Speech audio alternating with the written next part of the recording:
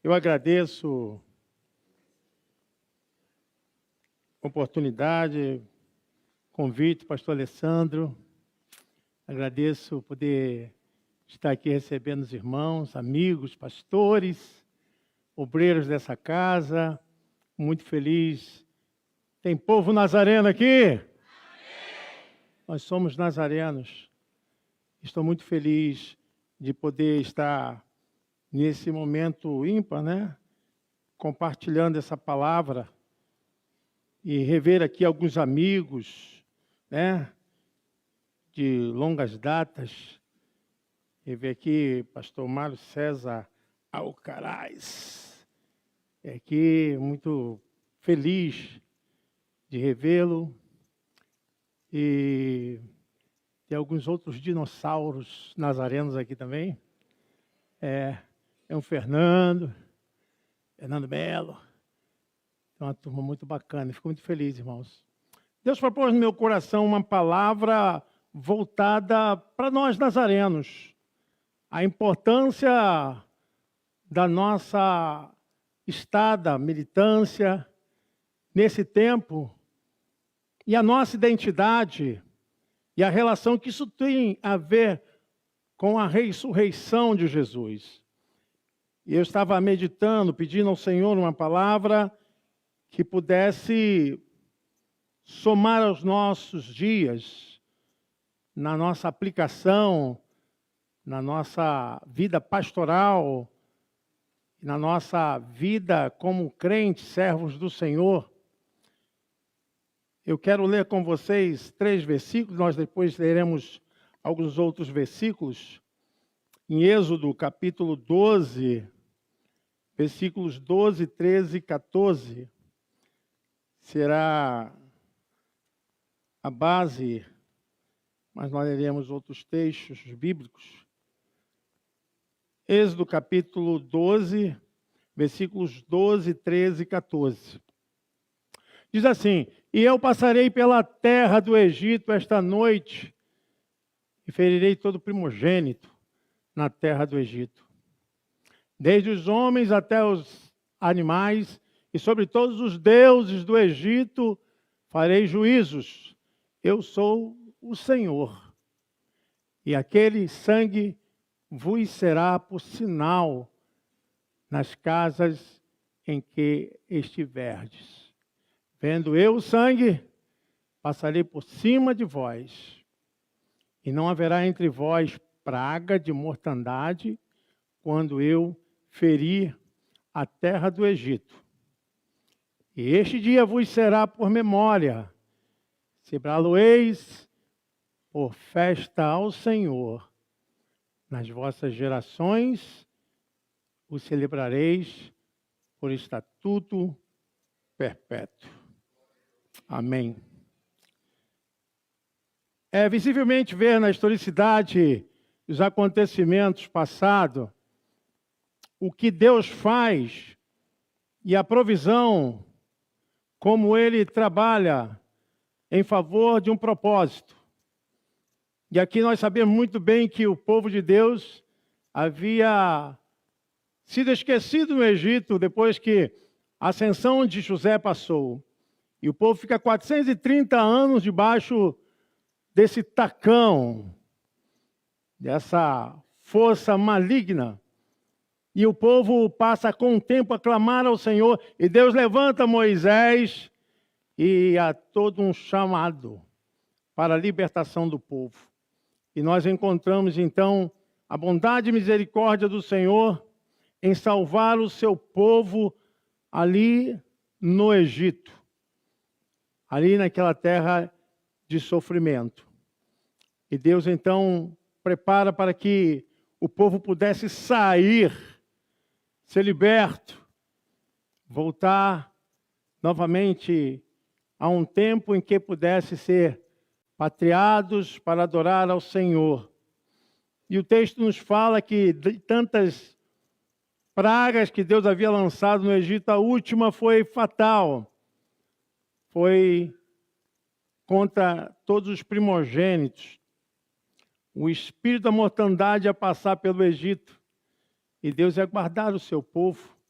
mas nós sabemos que havia um sinal, havia algo para ser tramitado naquele processo de salvamento. E Deus então pediu para que o povo preparasse um cordeiro e pudesse dividir entre as famílias, se fosse grande, chamasse mais outras famílias e pudesse ser então assado.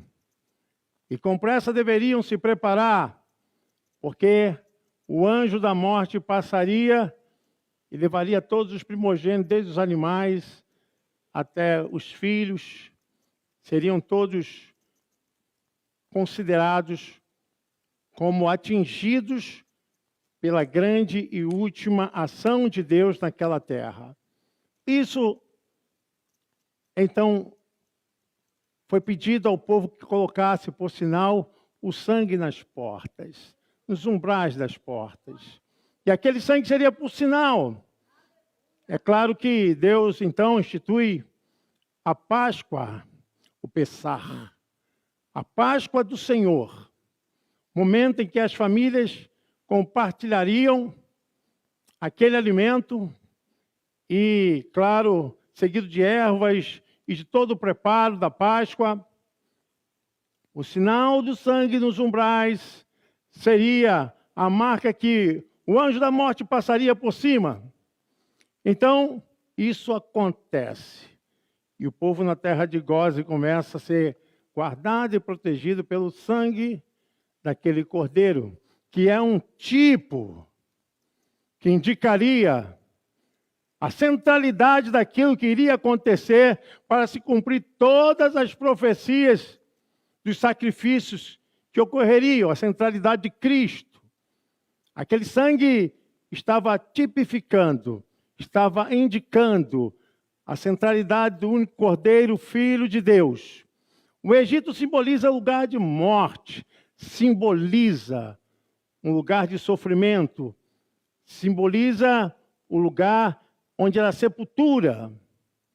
Paulo afirma que Deus nos resgatou a humanidade do domínio do pecado e da escuridão e nos transportou para o reino de Jesus, seu Filho amado. Colossenses 1,13. Simboliza mudança, saída, resgate, operação para libertação. Nós fomos tirados da autoridade de Satanás e do pecado.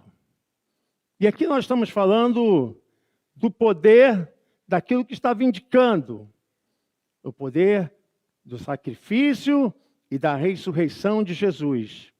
Há um texto bíblico, 1 Coríntios capítulo 15, versículo 53 ao 57, Paulo canta o hino da vitória, porque convém que isto que é corruptível se revista da incorruptibilidade e que isto que é mortal se revista da imortalidade. E quando isto que é corruptível se revestir da incorruptibilidade, e isto que é mortal se revestir da imortalidade, então cumprir-se-á a palavra que está escrita. Tragada foi a morte pela vitória. Onde está a morte? O teu aguilhão, o teu poder. Onde está o inferno? A tua vitória. Ora, o aguilhão da morte é o pecado, e a força do pecado é a lei. Mas graças a Deus que nos dá a vitória por nosso Senhor Jesus Cristo.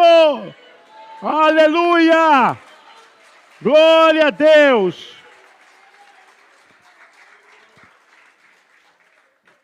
Tragada foi a morte pela vitória. É uma expressão que celebra a ressurreição de Jesus Cristo, como a derrota definitiva da morte e do pecado. Eu me transporto agora para o momento do final da Guerra Civil dos Estados Unidos, onde desgraças, tragédias, a luta para que terminasse a escravidão, pudesse ter um fim. E no final dessa guerra, nós encontramos um povo orando, um povo buscando. Então se espalhou nos Estados Unidos um avivamento, chamado avivamento campestre. Eram tendas que se espalhava para a oração. Devido à tragédia, a tantos acontecimentos terríveis, o povo começou a orar, a buscar a Deus. E nisso, o avivamento começa com a igreja metodista e com a visão de Wesley, coração santificado, puro. E o povo começa a buscar para que Deus pudesse mover e retirar aquele impacto traumatizante que havia sido inserido sobre aquele momento de final de guerra. E então se começa a se unir igrejas, movimentos. E nesses movimentos aparecem os personagens que começa a identificação de uma nova igreja. Dr. Phineas Bresee, Dr. Reynolds e outros mais. Começa, então, um avivamento em que a igreja nasce depois desse caos, depois de tantas mortes. Mas a igreja estava lá, lutando, orando. Então, há uma identificação de vários outros grupos que se unem e ali estão formando uma só organização para adorar a Deus. E foram chamados a denominação Igreja do Nazareno Pentecostal. E o movimento cresce e vai tomando proporções tão grandiosas. Então vai se organizando, vai se capacitando. E a igreja, com o tempo, vai vendo a necessidade da organização para uma visão mais administrativa, e o corpo vai pegando uma forma tão extraordinária que a igreja vai se desenvolvendo dentro de um processo maravilhoso que vai se espalhando por todos os lugares. A igreja começa a crescer, vindo de uma situação caótica, de uma terra de tragédia, e nasce então o fogo nazareno, povo nazareno. E nós sabemos muito bem que a igreja cresceu por todos os lados e começa a ter a sua organização. Hoje nós somos defensores de uma teologia armínio-wesleyana. Nós cremos no livre-arbítrio, nós cremos no sinergismo, que a salvação tem a cooperação do homem e tem o agir do poder divino, eterno, na decisão do homem. Nós não somos monergistas, ou seguimos a um segmento de monergismo, que Deus opera tudo e o homem não tem participação. Isso é um outro segmento, é uma outra linha que nós temos que ter cuidado. Não por questão soterológica de salvação, mas por questão de fé e doutrinária. Nós temos uma visão, temos uma doutrina, e nós somos da visão de teologia armínio-wesleyana. Cremos no livre-arbítrio e cremos também na santificação do coração, na libertação da alma, no constrangimento do Espírito Santo, que purifica coração puro e agora com caráter maduro, e a vida transformada pelo poder em que se mistura a espiritualidade e a moralidade. Fazem só uma composição. Nós não podemos viver espiritualmente bem e moralmente errados. espiritualmente andando com Deus e moralmente andando com Satanás. Nós andamos moralmente e espiritualmente dentro da vontade da santidade de Deus. O povo pode dizer amém? Nós temos uma identidade, irmãos. Confesso que isso tem me incomodado há mais de 10 anos, porque eu vim de um segmento que era totalmente diferente do que eu creio e do que eu prego hoje. Eu nasci, não tem como fugir, eu nasci dentro dessa igreja e recebi esse arcabouço de conhecimento dessa denominação. E quando eu vim para a igreja do Nazareno, já formado em teologia, eu me contrastei com a necessidade de mudança. Você entende? A mudança de resgate, de identidade. E então eu tive que voltar para o seminário depois de formado. Eu era calvinista. Agora eu precisava aprender a doutrina da minha igreja. Eu precisava entender. E comecei a estudar. E fui para o seminário. Me formei no Seminário Nazareno. Formação completa. Passei por todo o processo que qualquer um pastor passa. Estudar, ser pregador local, entrevistas que eram duríssimas. Os antigos sabem muito bem, não era fácil. Passar, então, na entrevista não era fácil. E não aqui existe nenhum vitimismo, nenhum mimimi. Temos que parar com isso. A igreja tem que crescer, não pode parar. Não pode se estabilizar naquilo que é totalmente inerte, apático. Nós temos que desenvolver a capacidade do pensamento teológico, que é algo livre. E a palavra do Senhor, então, foi entrando, trabalhando no meu coração. Eu sou nazareno desde 1989. Tenho 37 anos na Igreja do Nazareno.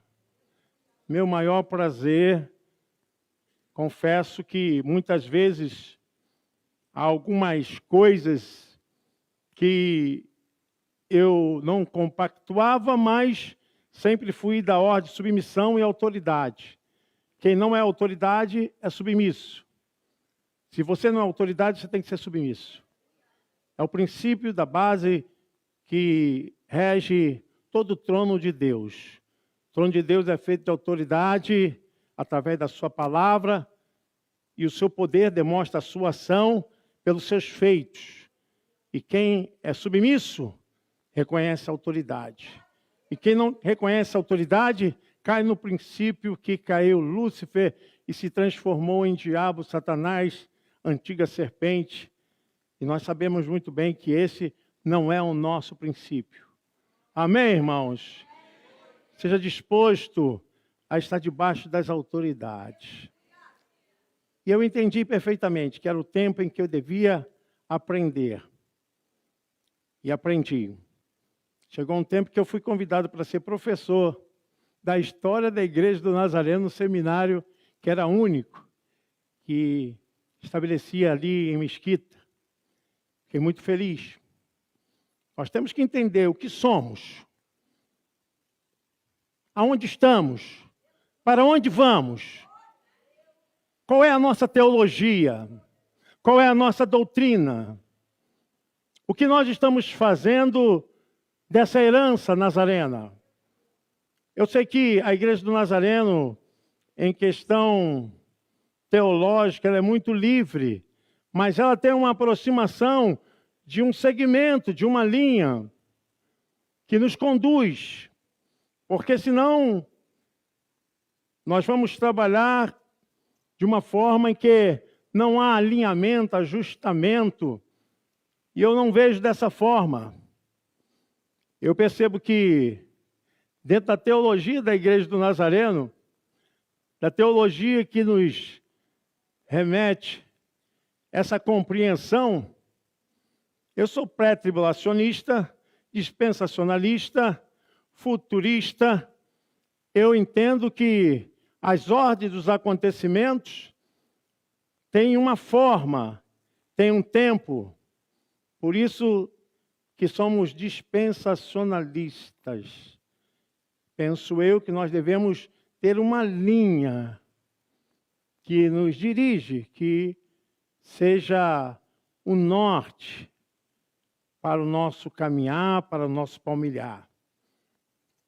E Paulo, ele orienta a respeito dessas coisas, porque se tratando da doutrina, ele adverte a Timóteo a preocupação de saber que a sua doutrina é um conjunto de ensinamentos pela qual Deus trabalha e foi revelada por nosso Senhor e Salvador Jesus Cristo. 1 Timóteo, capítulo 4, verso 16, Paulo, ele exige a Timóteo uma liderança, um pastorear, e fala a respeito da implicação desse comprometimento. Tem cuidado de ti mesmo e da doutrina. Persevera nestas coisas, porque fazendo isto, te salvarás tanto a ti mesmo, como aos que te ouvem. Paulo fala a respeito do cuidado, da preocupação. Nós precisamos entender que não é uma questão de radicalismo, mas é uma questão de cuidado. Perseverar. Cuidar.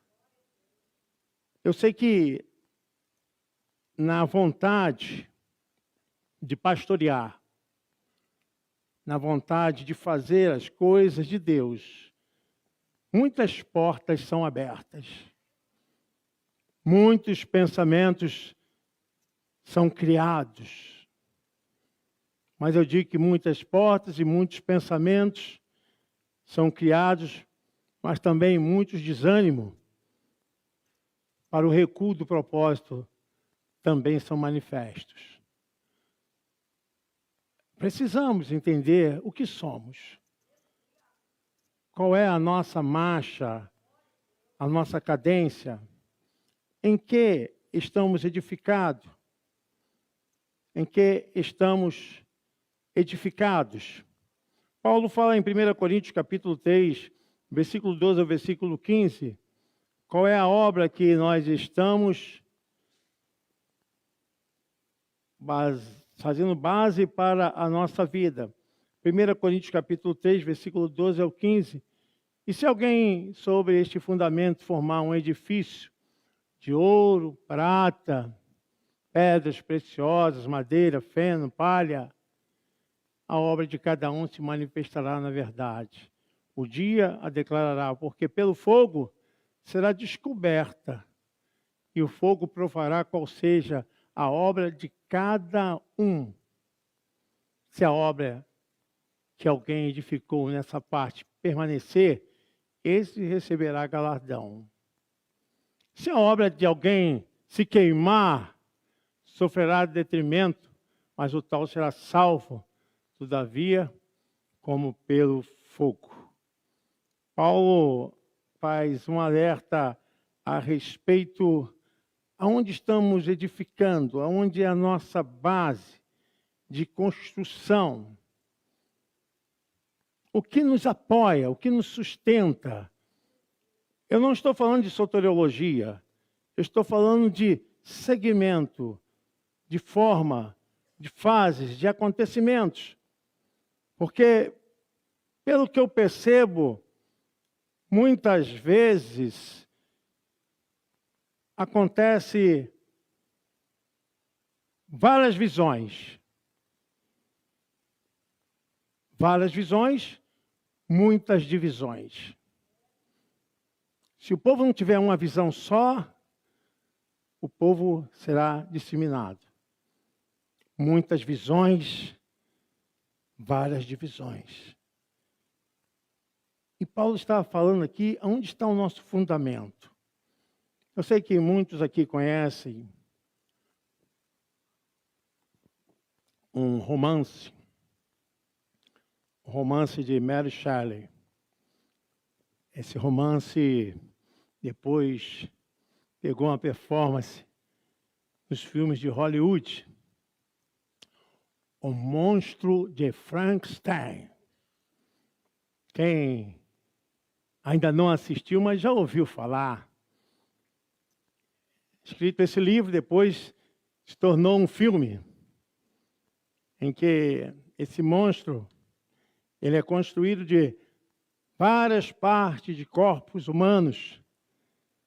E até então o seu cuidadoso cientista Victor Frankenstein deu vida a esse monstro. E várias partes de corpos foram unidas e até que tivesse energia em que esse corpo pudesse se tornar vivo. E aí, depois, nós sabemos que no final ele se levanta contra o seu próprio Criador. E nós encontramos que a forma como foi criado esse monstro, forma horripilante, terrível, pedaços de corpos se unindo, costurados e unidos. O monstro pesava muito, tinha 2,40 metros de altura, era realmente de aterrorizar.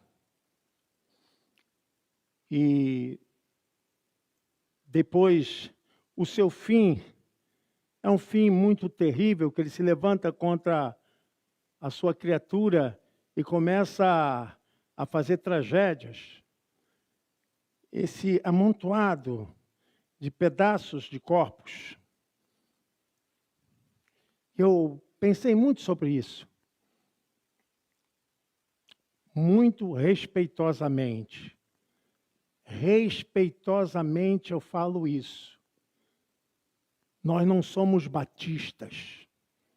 Nós não somos Assembleia de Deus. Nós não somos presbiterianos.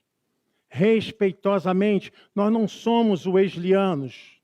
Nós não somos da Igreja Universal. Nós não somos do Apacentar. Nós não somos da Igreja Batista tal. Nós não somos da Lagoinha. Nós somos povo nazareno. Fomos formados pelo fogo. Temos identidade. Não podemos começar a pegar pedaços de um lado do outro. Ó, está dando certo, vamos embora para cá. E aqui, olha, começa aqui um novo movimento. Não estou dizendo que a igreja não pode ser inovada. Mas o cuidado que temos que ter com a nossa doutrina, com a nossa formação, com esse poder da ressurreição que nos deu vida, não para estarmos debaixo dessa teologia de Frankenstein. Mas temos um posicionamento, um alinhamento, uma fé, uma confiança, respeitosamente a todas as igrejas. Nós somos nazarenos.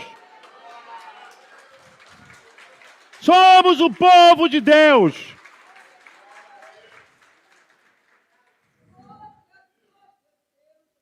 Temos a palavra de Deus, regra da nossa fé.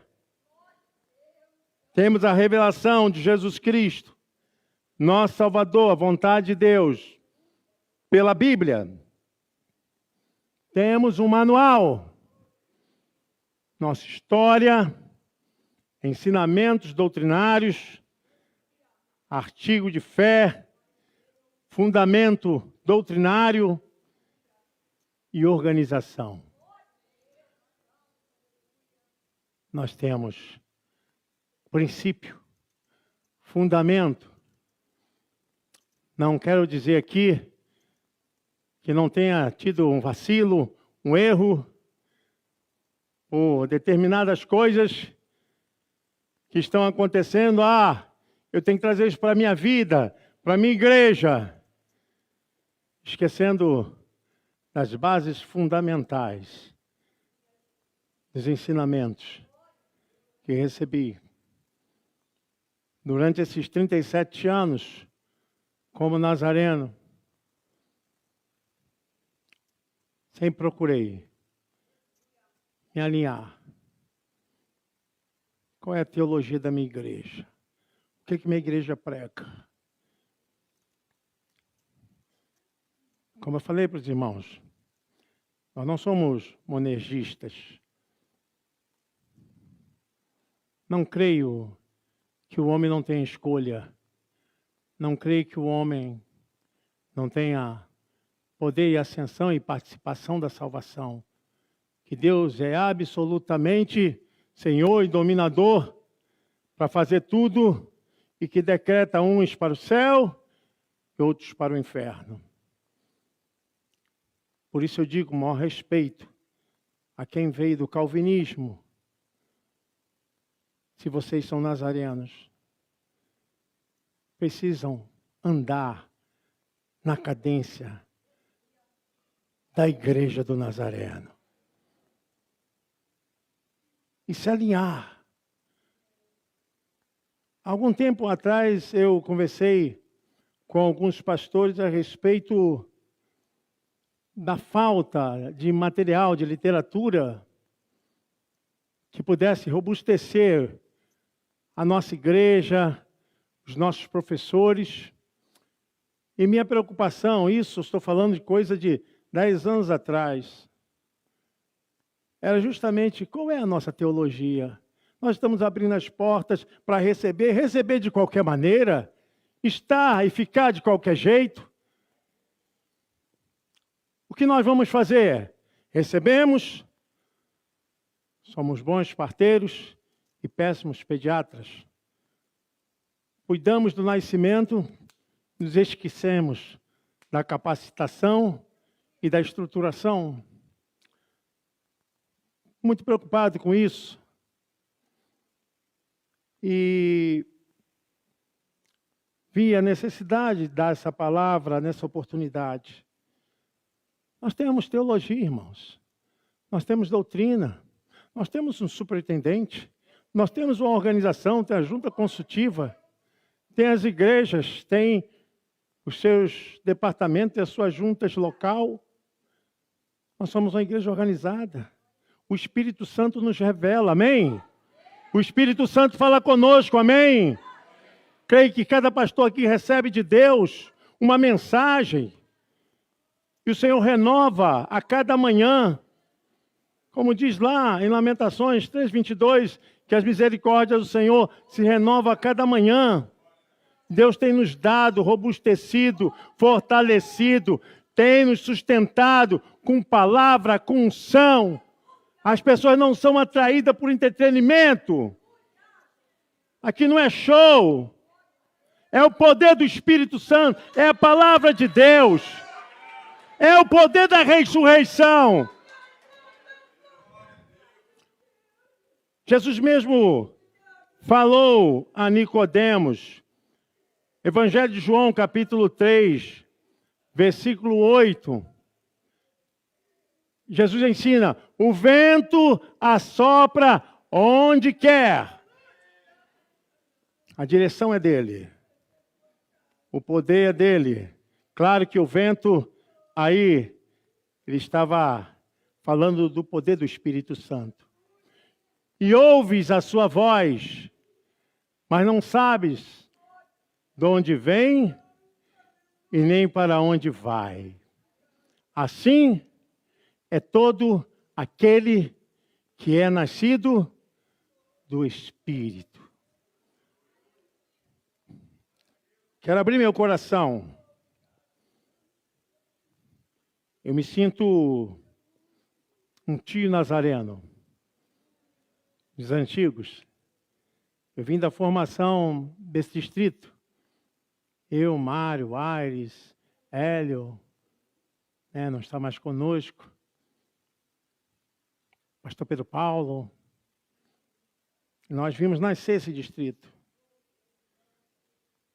A nossa história começando.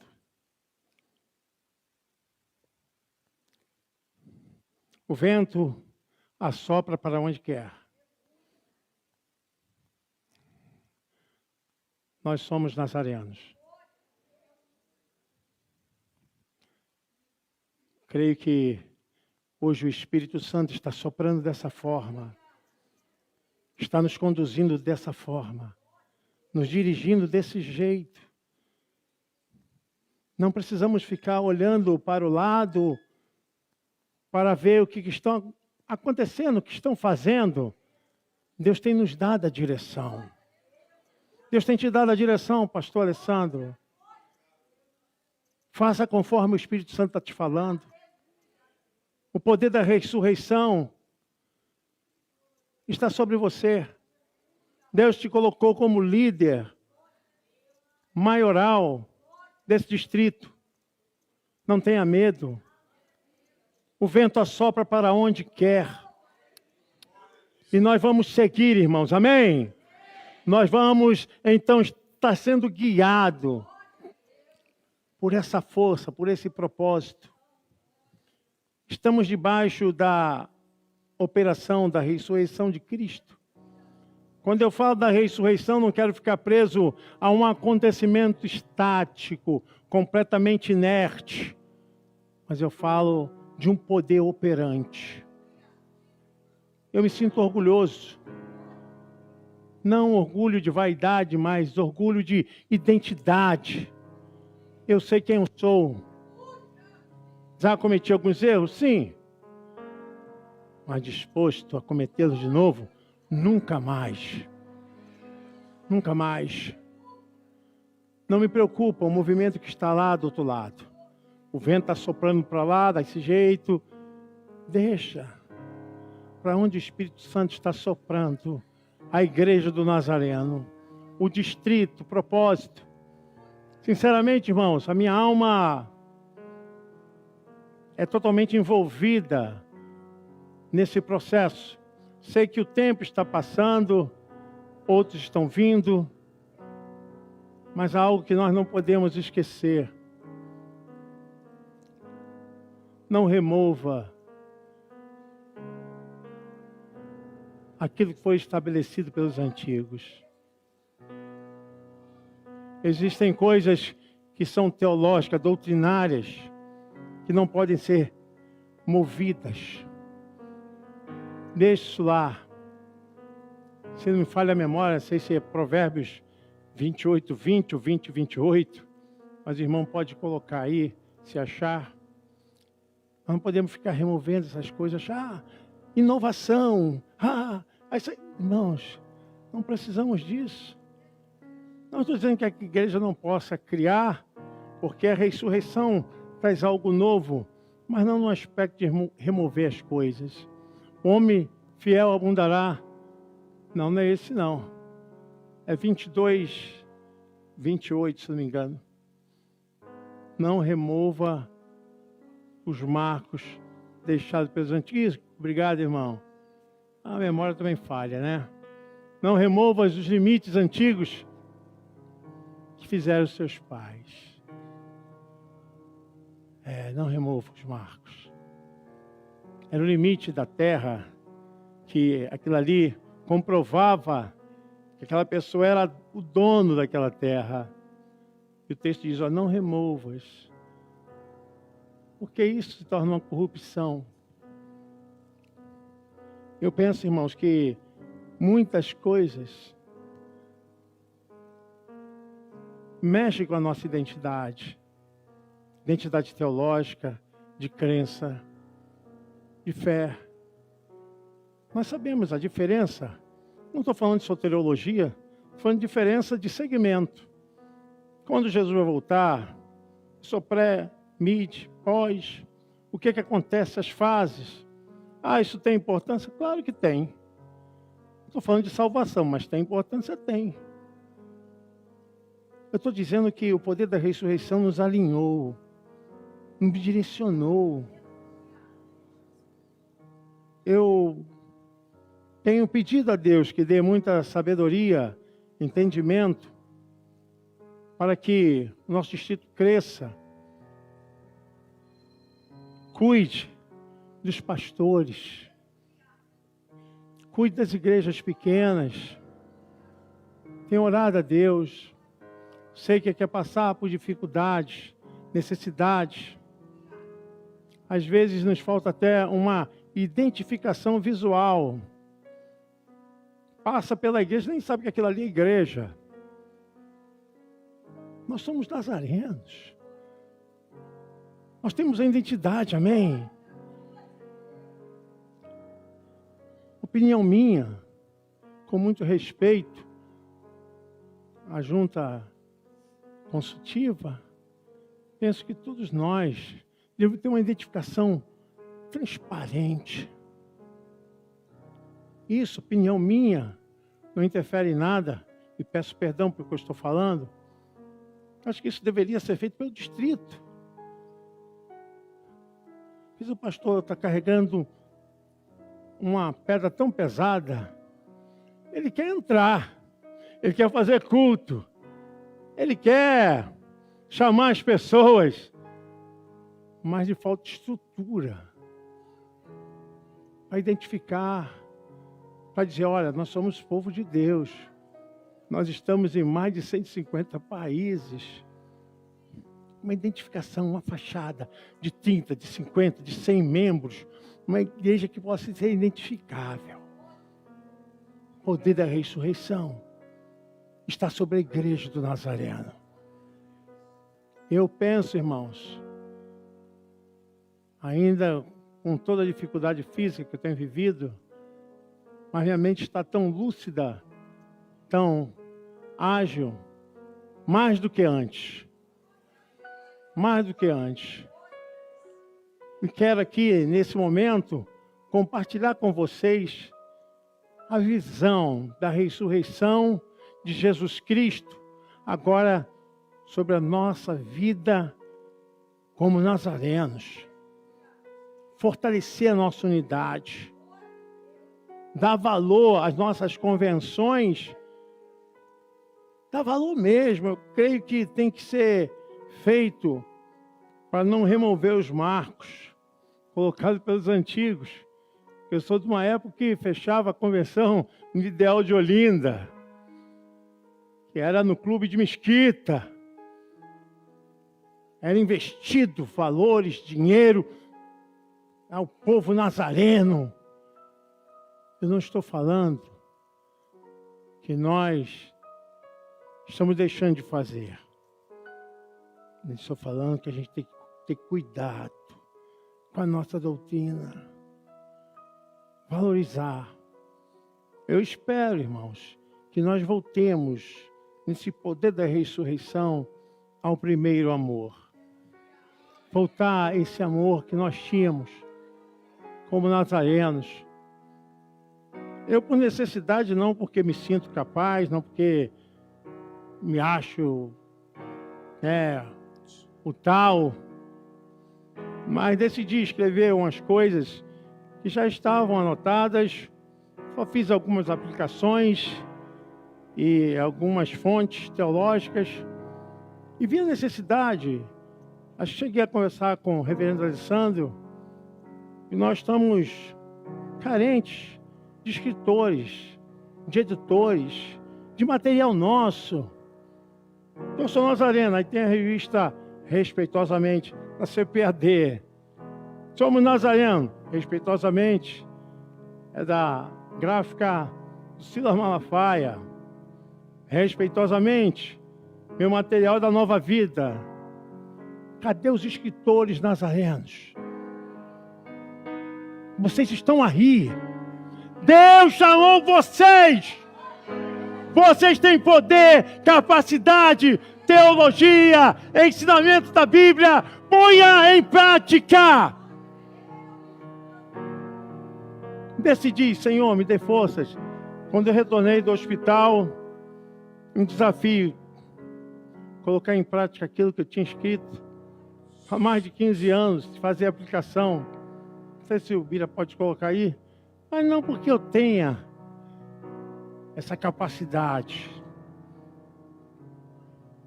Eu me senti responsável. Tenho vários discípulos aqui. Eu chamo essas pessoas discípulos. Discípulo é aquele que está ao lado.